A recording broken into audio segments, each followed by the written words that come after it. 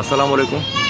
ही मदरसा साहिब सजावल शहर जो तमामु बहितरीन दरसगाह जंहिंजी रिपेयर जो कमु तक़रीबन मई जे महीने खां स्टार्ट थियो आहे ऐं कंडीशन हीअ आहे त अञा ठेकेदार खे टोटल पेमेंट थी चुकी आहे, पर ठेकेदार छटे जो अमीन ब्रोई नाले को ठेकेदार आहे जेको इंतिहाई बासरप आहे ऐं हुनजी हेडमास्टर असांजो अरिड़हें ग्रेड जो आहे, उनजी फ़ोन खणण लाइ तयारु कोन्हे, डी ओ साहब जी फ़ोन खणण लाइ तयारु न आहे ऐं एजुकेशन वर्क्स वारा ख़ुदि बि चवनि था त असांजी फ़ोन खणण लाइ तयारु न आहे।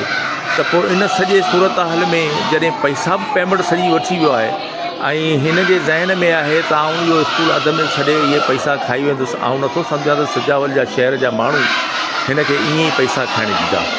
असीं उमेद था करियूं असांजे तक जे MA साहिबान खां त हिन स्कूल जी मालिकी कंदा ऐं असीं मोहतरमा अदी रिहाना लगारी साहिबा, मोहतरम मामूद अली ख़ान बलकानी साहिब ऐं ॿियनि वस वारनि खां हीअ अपील कयूं था त हिन स्कूल जी पेमेंट जीअं त थी चुकी आहे ठेकेदार साहिब खे, ऐं ठेकेदार हिन दरसगाह जा पैसा खाईंदो।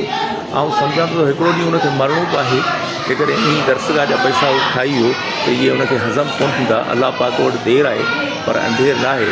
इंशाअल्लाह जेकॾहिं हिन जी इहा कंडीशन रही ऐं 5 ॾींहं कमु हलाए थो, 15 ॾींहं कमु बंदि आहे। हींअर असांजे लॉकडाउन हो, जेकॾहिं हिन लॉकडाउन में ही कमु कटिया त इलाही सारो कमु निकिरी वञे हा।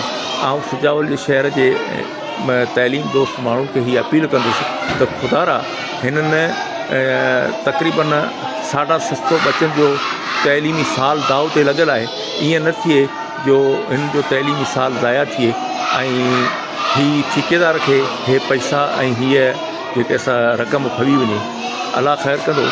ऐं सभिनी दोस्तनि मां इहा उमेदु रखां थो त हिन ज़ुल्म जे ख़िलाफ़ु पंहिंजो आवाज़ु उथारी त वॾी महिरबानी थींदी।